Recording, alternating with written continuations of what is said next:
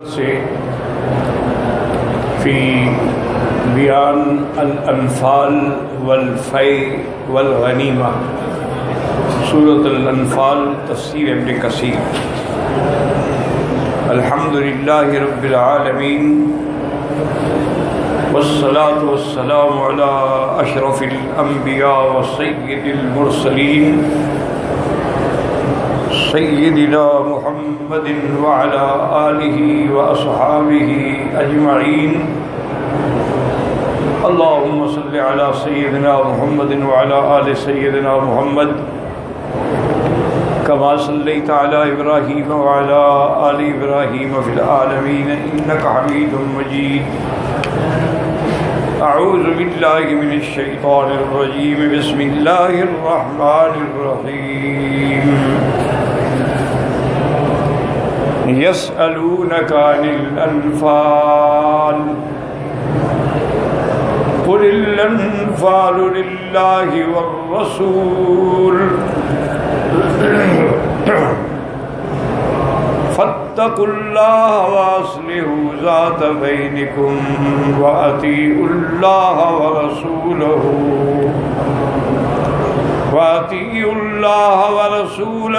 إن كنتم مؤمنين۔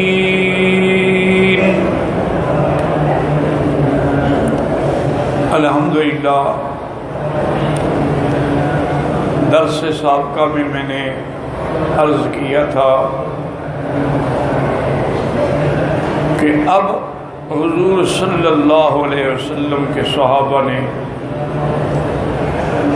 مدینہ منورہ کی طرف ہجرت شروع کی۔ حبشہ سے بھی صحابہ مدینہ ہجرت کر کے پہنچے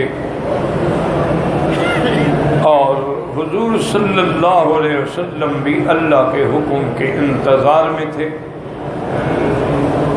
اہل مکہ نے، کفار مکہ نے، قریش مکہ نے دار الندوہ میں اجتماع کیا کہ حضور صلی اللہ علیہ وسلم کی دعوت جو ہے وہ پھیلتی جا رہی ہے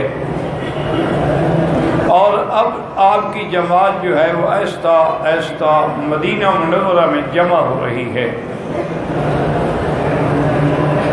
اور کچھ مدینے والوں نے بھی حضور صلی اللہ علیہ وسلم کی بیعت کر لی ہے۔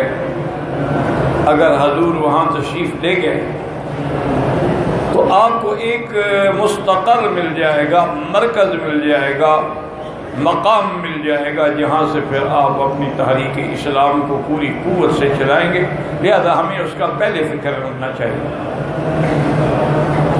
بہرحال خلاصہ یہ ہے کہ آخر میں انہوں نے فکر کیا اور فیصلہ کیا کہ ہم ہر قبیلے کا آدمی ایک جوان دے، حضور صلی اللہ علیہ وسلم کے گھر کا محاصرہ کریں اور جب آپ آئیں تو آپ کو شہید کر دیا جائے۔ بنو ہاشم اکیلے ہمارا مقابلہ نہیں کر سکتے۔ اسی پر متفق ہوئے۔ حضور صلی اللہ علیہ وسلم سیدنا ابو بکر کے گھر میں آئے، آپ کو حکم دیا ہجرت کی تیاری کا۔ حضرت علی رضی اللہ تعالیٰ کو حکم فرمایا کہ آپ میرے بستر پہ لیٹ جائیں۔ حضور صلی اللہ علیہ وسلم اپنے گھر سے نکلے تو آپ نے مٹی بھی اٹھائی، اور بعض روایات میں ہے کہ آپ نے یہ آیت بھی تلاوت فرمائی، وَجَعَلْنَا مِن بَيْنِ أَيْدِيهِمْ سَدًّا وَمِنْ خَلْفِهِمْ سَدًّا فَأَغْشَيْنَاهُمْ فَهُمْ لَا يُبْصِرُونَ شَاهَدَ الْوُجُوهُ شَاهَدَ الْوُجُوهُ شَاهَدَ الْوُجُوهُ، اور حضور نے وہ مٹی پھینکی۔ اب لا شک بھی ڈالے کہ حضور پاک نے تو مٹی سامنے پھینکی تھی، لیکن اللہ نے وہ سب کی آنکھوں میں پہنچا دی۔ اسی لیے یہ قرآن میں آتا ہے کہ وَمَا رَمَيْتَ إِذْ رَمَيْتَ وَلَكِنَّ اللَّهَ رَمَىٰ۔ اور مٹی کسی کی آنکھ میں آئے تو بے چین ہو جاتے ہیں، لیکن ان کی آنکھوں میں جب مٹی آئی تو غفلت کی نیند طاری ہو گئی، اور بڑے سکون سے حضور صلی اللہ علیہ وسلم اپنے گھر سے تشریف لے گئے۔ اور بات یہاں تک پہنچی تھی کہ حضرت ابو بکر رضی اللہ عنہ کو ساتھ لیا اور غار ثور جو ہے اس میں حضور صلی اللہ علیہ وسلم اس جبل پہ پہنچے۔ اللہ تبارک و تعالیٰ نے آپ کی مدد فرمائی، آپ کی حفاظت فرمائی، اور آپ با حفاظت مختصر بیان کر رہا ہوں تاکہ انفال کی تمہید سمجھ آ سکے آپ لوگوں کو۔ حضور صلی اللہ علیہ وسلم حضرت صدیق کی معیت میں 3 راتوں کے بعد مدینہ منورہ روانہ ہوئے، اور حضور جب اس مقام پہ پہنچے جہاں آج کل رابغ ہے، یہ پرانی جگہ ہے رابغ مستورہ، اسی طرح وادی قدید، وادی عصفان، یہ حضور کے زمانے میں بھی یہی نام تھے اور یہی آبادیاں تھیں صلی اللہ علیہ وسلم۔ آپ جب وہاں پہنچے تو حضور صلی اللہ علیہ وسلم نے آپ کو بے تحاشا رونا آیا اور آپ کے آنسو مبارک نکلے۔ سیدنا ابی بکر رضی اللہ عنہ عرض کیا ما یبکیک یا رسول اللہ، حضور آپ کیوں رو رہے ہیں؟ فرمایا میں نے دیکھا کہ جب سڑک آئی نا مکے کی، کیونکہ حضور تو اندر سے گئے تھے نا پہاڑوں کے، سیدھا راستہ تو نہیں گئے تھے، اور اصل میں یہ ساری چیزیں ہیں نا، یاد رکھا کرو کہ اس میں اللہ کی حکمتیں ہیں، ورنہ اللہ چاہتے تو جبریل کو بھیجتے 1 منٹ میں آپ کو مدینے پہنچا دیتا۔ یہ ساری حکمتیں ہیں، تعلیم دی جاتی ہے امت کو کہ دین کے لیے محنت کرنی پڑتی ہے، چھپنا پڑتا ہے، غاروں میں رہنا پڑتا ہے، اور مخالفوں سے بچ کے نکلنا پڑتا ہے، اسباب، یہ سب تعلیم کے لیے، ورنہ اللہ کے لیے کیا مشکل ہے اپنے پیغمبر کو بحفاظت مدینے سے پہنچانا۔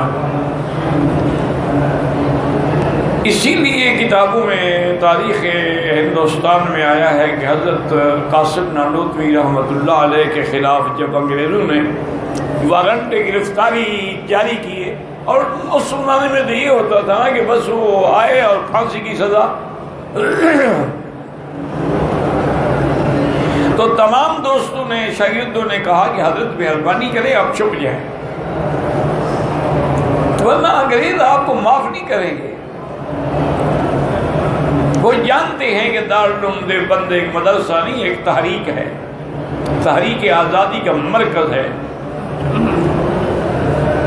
تو حضرت نانوتوی رحمۃ اللہ علیہ چھپ گئے۔ 3 دن کے بعد، 3 راتوں کے بعد شاگردوں نے دیکھا کہ مسجد میں نماز پڑھ رہے،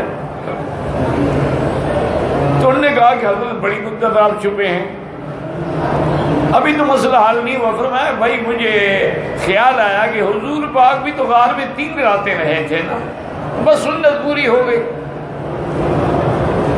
تو اصل میں یہ ساری چیزیں جو ہیں تعلیمات ہیں۔ حضور نے فرمایا انی تذکرت مکہ تھا، مجھے مکہ یاد آ گیا۔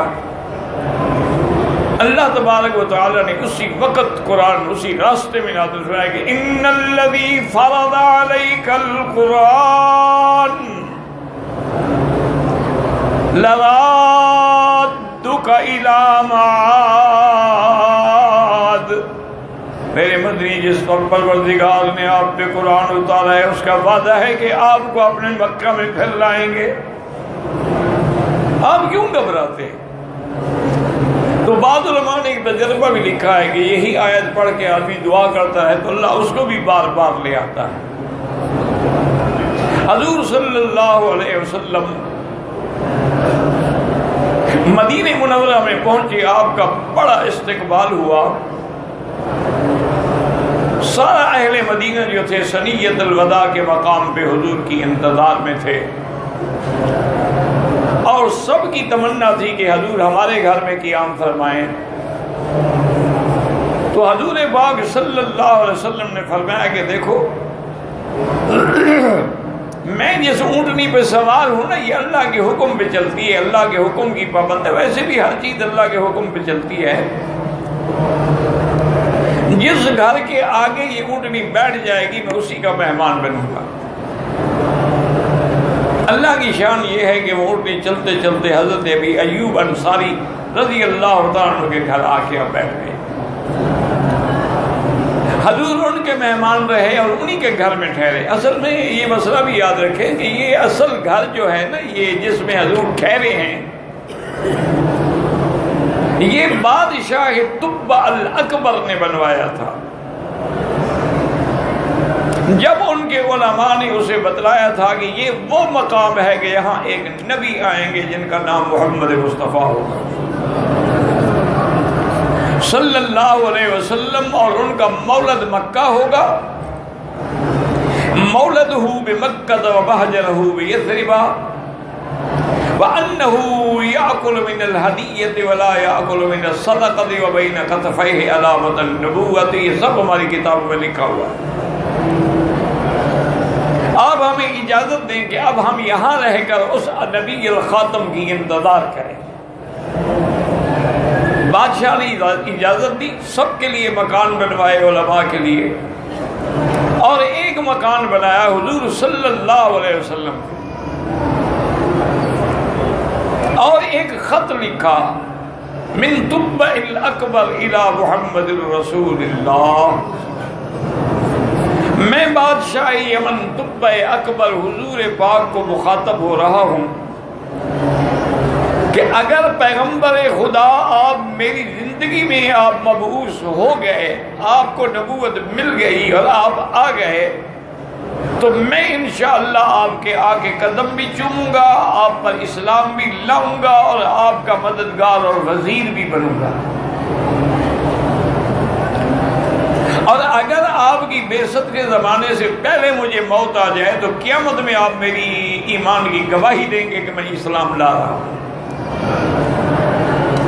خط پر مہر لگائی اور وہ گھر بھی دیا، اور علماء کو فرمایا کہ اس گھر کے اندر جب بھی حضور آئیں، یہ گھر جو ہے کسی ایک عالم کو دے دو، اور اس کے بعد نسلاً بعد نسلاً یہ خط بھی چلتا رہے حتیٰ کہ حضور آئیں۔ اللہ کی شان یہ ہے کہ وہ خط جو ہے وہ ابھی ایوب انصاری کو ملا، اور اسی مکان میں یعنی حضور مدینے میں بھی اپنے گھر میں تشریف فرما ہوئے صلی اللہ علیہ وآلہ آلہ وسلم۔ اور حضور جب مدینہ منورہ میں پہنچے تو آپ کو بڑی محنت کرنی پڑی، کیونکہ اس زمانے میں عبداللہ ابن ابی جو تھا اس کی سرداری کا زمانہ تھا کہ بھی اس کو سردار بنایا جا رہا تھا کہ اس کو تاج پہنایا جائے گا، لیکن جب حضور تشریف لے آئے تو اس کو کون پوچھے؟ اور بڑے بڑے قبائل جو تھے اوس اور خزرج وہ دونوں کے دونوں مسلمان ہو گئے۔ تو اب عبداللہ ابن ابی کے دل کے اندر حضور سے دشمنی کی بنیاد پڑ گئی کہ آپ کی وجہ سے میرا اقتدار گیا۔ حضور صلی اللہ علیہ وسلم نے یہاں یہود سے معاہدہ کیا جو میثاق مدینہ کے نام سے مشہور ہے، اور اس معاہدے میں یہ تھا کہ بھئی نہ تو ہم آپس میں جنگ کریں گے، نہ آپ ہمارے دشمن کی مدد کریں گے، نہ ہم آپ کے دشمن کی مدد کریں گے۔ اور اسی طرح حضور صلی اللہ علیہ وسلم نے مدینہ منورہ کے ارد گرد کے جو قبائل تھے ان سے بھی آپ نے مصالحت کی، جن میں بڑے بڑے قبیلے آ گئے، بنی جوہینہ تھا، اسی طرح آپ نے سرایہ بھیجے جو سریہ حمزہ، سریہ ابی عبیدہ، سریہ ابوات کے نام سے مشہور ہے۔ سریہ اس کو کہتے ہیں کہ حضور کی فوج تو جائے لیکن حضور نہ جائیں، اور غزوہ اس کو کہتے ہیں کہ جس میں حضور پاک خود بھی شریک ہو۔ وہ سرایہ اس لیے نہیں بھیجے گئے تھے کہ کشت و قتال ہو اور لوگوں کو قتل کیا جائے، بلکہ ایک قسم کا دباؤ تھا، اور اپنی بنیادوں کو مستحکم کرنا تھا، اور خاص طور پہ حضور نے ان ساحلی علاقوں پر توجہ دی جو مکے والوں کا تجارتی راستہ تھا شام کے لیے۔ یہ ساری تیاریاں جو ہیں وہ ہوتی رہی، آخر اللہ کی شان ہے کہ وقت آ پہنچا کہ حضور صلی اللہ علیہ وسلم کو خبر ملی کہ ابو سفیان ایک بہت بڑا تجارتی قافلہ لے کے شام سے مکے کی طرف روانہ ہے، اور اس میں 50,000 اشرفیاں، سونے کی اشرفیاں ہوتی تھیں، 50,000 اشرفیوں کا مال ہے، اور جس میں مکے والوں کا سب کا حصہ ہے۔ تو اگر دشمن پر ضرب ماری جائے اور اس کی اقتصادی قوت کو توڑ دیا جائے تو وہ کافی کمزور ہو جاتا ہے۔ حضور صلی اللہ علیہ وسلم نے صحابہ کو بلایا، مشورہ کیا، کیونکہ اس وقت تو کوئی جنگ کا ارادہ ہی نہیں ہے نا۔ اس وقت تو مقصد صرف یہ تھا کہ ہم نے قافلے کو روکنا، اور یہ بھی پتہ لگا کہ قافلے کے ساتھ 40 آدمی ہیں۔ حضور فرمایا بھی جو چلے اس کی مرضی، جو نہ چلے اس کی مرضی۔ تو بہرحال یہ قافلہ نبوت جو تھا یہ چل پڑا، اور ان کا مقصد اسی قافلے کو روکنا تھا۔ ابو سفیان نے بھی اپنے آدمی پھیلائے ہوئے تھے، انہیں ڈر تو تھا نا کہ بھی اس راستے پر اب مدینہ منورہ میں حضور کی طاقت ہے، تو اس کو بھی خبر مل گئی کہ حضور صلی اللہ علیہ وسلم مدینہ سے نکل پڑے ہیں تیرے قافلے کے لیے۔ ابو سفیان نے دو کام کیے، ایک تو اپنا راستہ بدل کے زیادہ ساحل کے قریب، سمندر کے قریب ہو گیا۔ آپ مدینہ منورہ جائیں نا تو یہ راستے میں سارا سمندر نظر آتا ہے، اس کے کنارے کنارے سڑکیں جاتی ہیں۔ اب تو خیر بہت بڑے شہر بن گئے، یمبو بن گیا، بڑے بڑے وہاں صنعتیں لگ گئیں، بڑی بڑی آبادیاں ہو گئیں۔ اور دوسرا اس نے یہ کیا کہ ایک تیز رفتار اونٹ میں قاصد بھیجا کہ فوراً مکے پہنچو اور اعلان کرو کہ آپ کا قافلہ جو ہے وہ خطرے میں ہے، ہماری مدد کو پہنچے۔ اچھا، اس پیغام بر نے یہ کیا کہ جب وہ مکے میں داخل ہوا اپنے کپڑے پھاڑ ڈالے، اونٹ کے کان بھی کاٹ ڈالے، وہ خون بہا رہا ہے اور وہ اپنے سر پہ مٹی ڈال کے یا اہل مکہ، یا قریش مکہ، یا روشا مکہ، اغیثو اغیثو ابو سفیان، مکے والوں دوڑو، ابو سفیان کی مدد کرو ورنہ ابو سفیان کا قافلہ بالکل ختم ہو جائے گا۔ اس کو اس حالت میں دیکھ کر سب کو جوش آ گیا اور ابو جہل نے تیاری کی، اور تقریباً 1000 بعد میں آئے گے 990، تو اس میں کوئی خاص فرق نہیں، بالکل جوان اور تجربہ کار اور جنگجو لوگوں کو لے کے نکل پڑا ابو سفیان کی مدد کے لیے۔ لیکن اللہ کی تقدیر ایک فیصلہ کر چکی تھی کہ حضور نکلے تو قافلے کے لیے تھے، لیکن آپ کو بھی بدر آنا پڑا۔ پتہ لگا کہ قریش اب آ رہے ہیں حملہ کرنے کے۔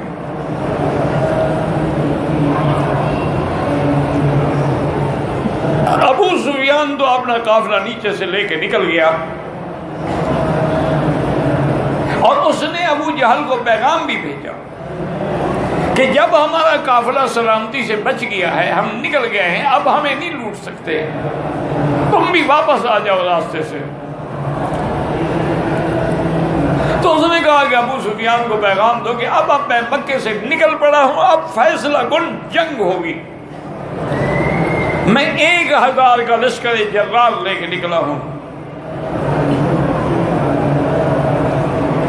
اور اب میں واپس نہیں آؤں گا جب تک مسلمانوں کی پوری قوت اور طاقت کو ہمیشہ کے لیے ختم نہ کر دیا جائے۔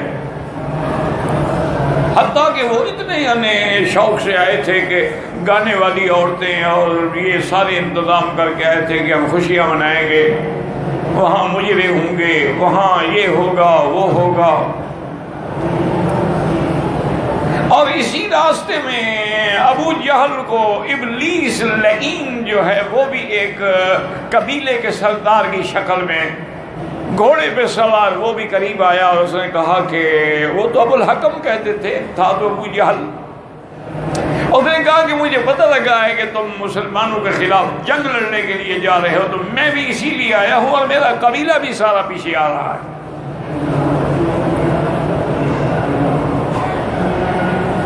ہم بھی یہی چاہتے ہیں کہ یہ اسلام کی تحریک چل پڑی ہے، اس کو ابھی دبا دو، ورنہ اگر ایک دفعہ یہ چل پڑی اور ایک دفعہ ابھر گئی تو پھر نہیں مٹے گی۔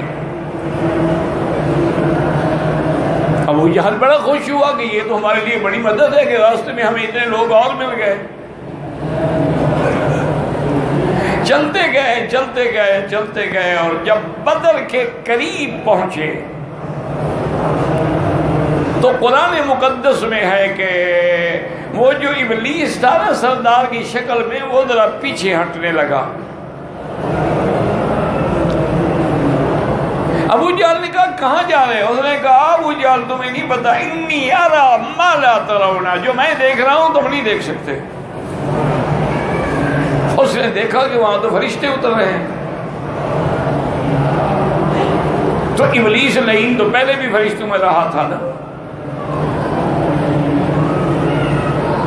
تو بہرحال حضور پاک صلی اللہ علیہ وسلم میدان بدر میں پہنچے، اور یہ اول غزوہ، یہ پہلا غزوہ ہے جو حضور صلی اللہ علیہ وسلم کو پیش آیا، اور اس میں بہت بڑا امتحان تھا، کیونکہ قریش کے چند لوگ تھے اور انصار تھے، نہ اسلحہ تھا نہ ساز و سامان تھا، چند تلواریں تھیں، چند گھوڑے تھے، چند اونٹ تھے جن پہ باری باری چڑھ کے آئے۔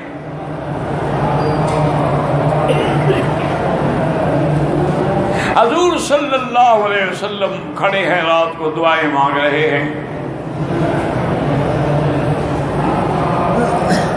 اللہ تعالیٰ سے آپ اتنی عاجزی سے تضرع سے گڑ گڑا کے کہ اللہم ان لم تنصرنا اليوم،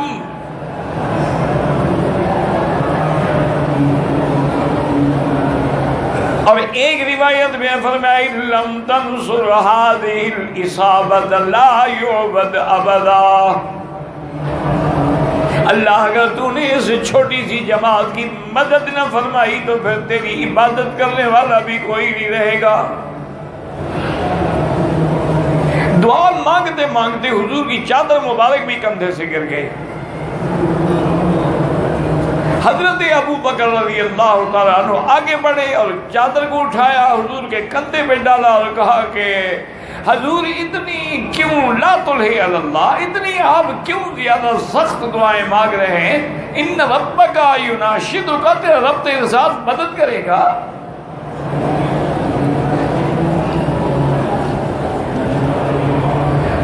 اور حضور کے لیے ایک عریش بنائے گا، عریش کہتے ہیں چھپر کو،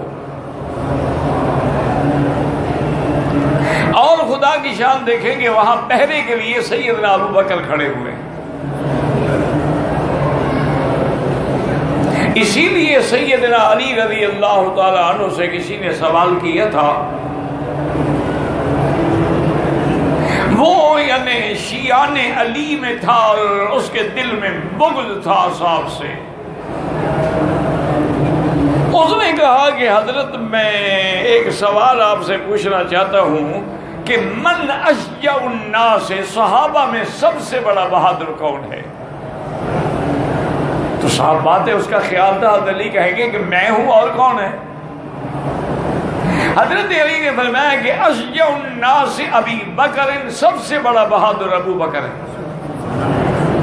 انہوں نے کہا حضرت وہ کیسے؟ فرمایا کہ جب بدر کی رات تھی تو حضور کے عریش پر پہرے دینے والا صرف ابو بکر تھا اور کوئی نہیں کھڑا ہوا۔ خطرہ تھا نا کہ کفار وہی ضرب ماریں گے، لیکن سل السیفہ، تلوار نکالی اور ساری رات کھڑا رہا۔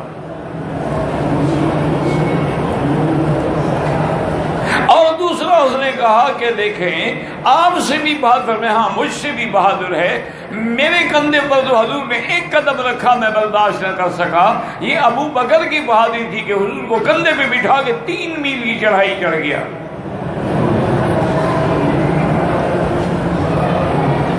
اس نے اب سوال کیا کہ یہ ایسا سوال ہے کہ اس کا حضرت فرمایا من اعلم الناس، صحابہ میں سب سے بڑا عالم کون ہے؟ تو حضرت ایک نے فرمایا ابو بکر، سب سے بڑا عالم بھی ابو بکر ہے۔ اس نے کہا حضرت کیا کہہ رہے ہیں؟ انہوں نے کہا دیکھیں حضور کی حدیث ہے فَلْيَأُمُّكُمْ أَعْلَمُكُمْ بِكِتَابِ اللَّهِ، امام اس کو بناؤ جو اللہ کی کتاب قرآن اور سنت کا سب سے بڑا عالم ہو۔ تو اگر ابو بکر سے بڑا عالم کوئی ہوتا تو حضور اس کو مصلی پہ کھڑا کرتے. حضور نے جب اپنے مصلی پہ کھڑا کیا، امام بنایا، مرو ابا بکر فلیصلی بالناس. تو اس کا مطلب یہ ہے کہ سب سے بڑا عالم بھی ابو بکر تھا. اسی طرح اجود الناس، اشجع الناس، اعلم الناس، اتقى الناس، جس کو قرآن نے اتقا کہا، وَسَيُجَنَّبُهَا الْأَتْقَى. تو بہرحال اب یہ جنگ بڑی مشکل ترین جنگ تھی، اس لیے کہ قریش کے جو یعنی مہاجرین جو تھے ان کو قریش سے لڑنا تھا، اپنے عزیزوں سے لڑنا تھا نا. اور انصار نے تو کبھی جنگ ہی نہیں لڑی تھی، وہ تو باغبان لوگ تھے، زراعت پیشہ لوگ تھے، ان کے تو باغ تھے، کھجوروں کے، انگوروں کے، کھجوروں کے باغ تھے. حضرت سعد نے محسوس کیا کہ حضور ہمارے بارے میں بڑے فکر مند ہیں کہ یہ انصار تو بیچارے کبھی لڑے ہی نہیں، اور پہلی لڑائی بھی ان کو بڑے جنگجو لوگوں سے پڑ گئی. تو حضرت سعد آئے اور کھڑے ہوئے، انہوں نے کہا کہ یا رسول اللہ صلی اللہ علیہ وسلم، لسنا اصحاب موسیٰ، ہم موسیٰ علیہ السلام کے ساتھی نہیں ہیں جو کہیں گے فَاذْهَبْ أَنْتَ وَرَبُّكَ فَقَاتِلَا، تم اور تمہارا خدا جائے لڑے، ہم یہاں بیٹھے ہیں. نحن اصحاب محمد، ہم تو محمد کے ساتھی ہیں. یا رسول اللہ ہم آپ کے آگے بھی کٹیں گے، دائیں بھی کٹیں گے، بائیں بھی کٹیں گے، پیچھے بھی کٹیں گے، اور جب تک ایک انصار کا بچہ ہے کوئی دشمن آپ کی طرف نہیں آ سکتا. فَسُرِّ عَنْ رَسُولِ اللَّهِ صلی اللہ علیہ وسلم، حضور خوش ہو. ابھی یہ دو باتیں ہو رہی تھی کہ جبریل آئے کہ انی ممدکم بِأَلْفٍ مِّنَ الْمَلَائِکَةِ مُرْدِفِينَ. میرا مدنی آپ کیوں گھبراتی ہیں؟ کافروں کا، ظالموں کا، مشرکوں کا 1,00,000 1,000 کا لشکر ہے، تو میں 1,000 فرشتے اتار رہا ہوں.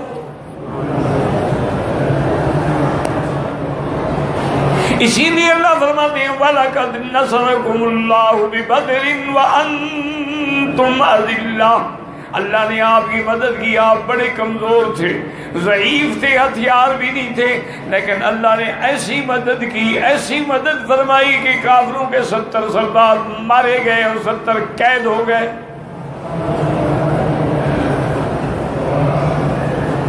حضور صلی اللہ علیہ وسلم نے اب جس صورت کو آپ پڑھ رہے ہیں نا، اس کے نزول کی وجہ یہ ہے کہ جب جنگ ختم ہو گئی اور مسلمانوں کو فتح ہو گئی، اب صحابہ میں 3 جماعتیں ہو گئی. ایک جماعت نے تو مال غنیمت جمع کرنا شروع کر دیا، اب جنگ تو ختم ہو گئی، ہم فتح کر چکے ہیں، مال تو ضائع نہ ہو. اور ایک جماعت جو تھی وہ قریش کے لوگ جو بھاگے تھے نا وہاں سے، ان کے پیچھے چلی تعاقب کے لیے کہ کہیں واپس نہ لوٹیں. اور ایک جماعت جو تھی وہ حضور کے عریش کو گھیرا ڈال کے کھڑی رہی کہ کہیں دشمن چھپا ہوا حملہ نہ کرے. تو اب جنگ بدر کے بعد 2 مسئلے آئے مشکل.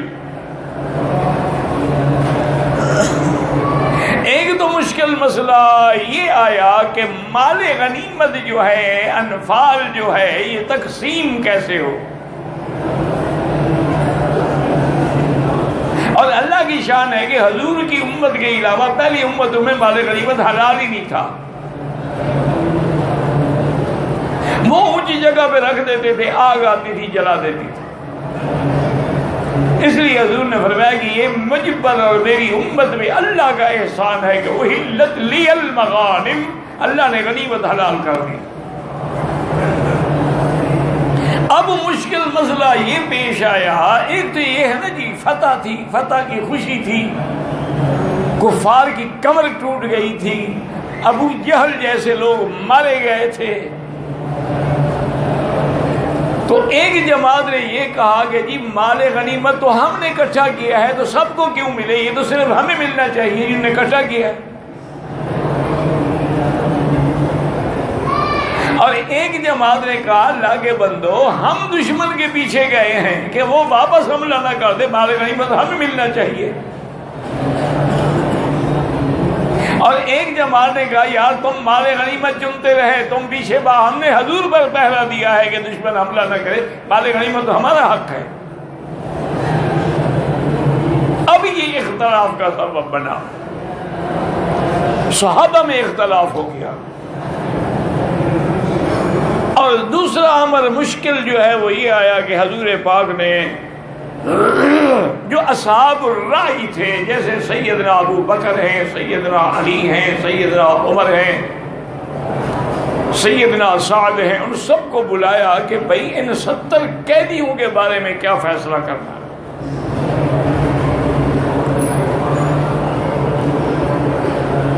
ان کو ہم قتل کر دیں،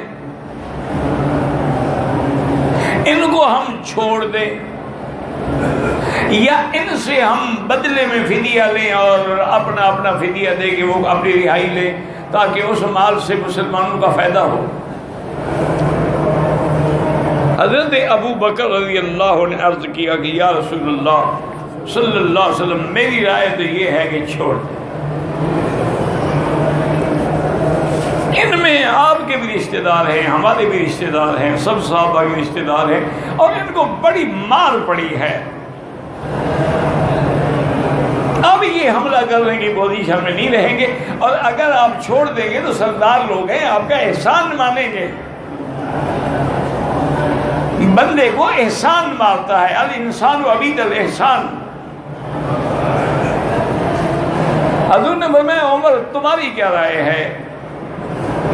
حضرت عمر کھڑے ہونے نے کہا یا رسول اللہ میری رائے یہ ہے کہ میرے ہاتھ میں بھی تلوار دیں، علی کے ہاتھ میں بھی تلوار دیں، ہر صحابی کے ہاتھ میں تلوار دیں، اپنے اپنے رشتہ داروں کی گردنیں اڑا دیں، کفر کو ختم کر دو، ان کا بیج ہی نہ بچے۔ حضرت عمر نے کہا واقعی، حضور نے فرمایا عمر واقعی تم شدید ہو، کیونکہ تورات میں بھی حضرت عمر کے بارے میں آیا تھا کہ قرن من الحدید، لوہے کا سینگ ہے، اس کو کوئی ہلا نہیں سکتا، توڑ نہیں سکتا۔ انہوں نے کہا جی آپ کی مرضی ہے، ہم آپ کے حکم پہ چلیں گے، لیکن میری رائے یہی، حضرت سعد کی بھی یہی رائے تھی۔ پھر ایک تو مال غنیمت کا سمجھ لیں کہ حضور نے یہ فیصلہ کیا کہ تمام صحابہ میں برابر تقسیم کیا جائے، اور قیدیوں کے بارے میں یہ فیصلہ کیا بھی ہر قیدی اپنا فدیہ ادا کر کے رہائی لے۔ حضور صبح کو بیٹھے ہیں، سیدنا ابو بکر بھی بیٹھے ہیں، حضور رو رہے ہیں، فمر بہما عمر، حضرت عمر گزرے، سلام کیا، ماذا یبکی کا یا رسول اللہ، انہوں نے کہا عمر اللہ کا عذاب اس درخت کے قریب آ گیا تھا، اگر وہ اتر پڑتا نا تو تیرے اور سعد کے سوا کوئی بھی نہ بچ سکتا۔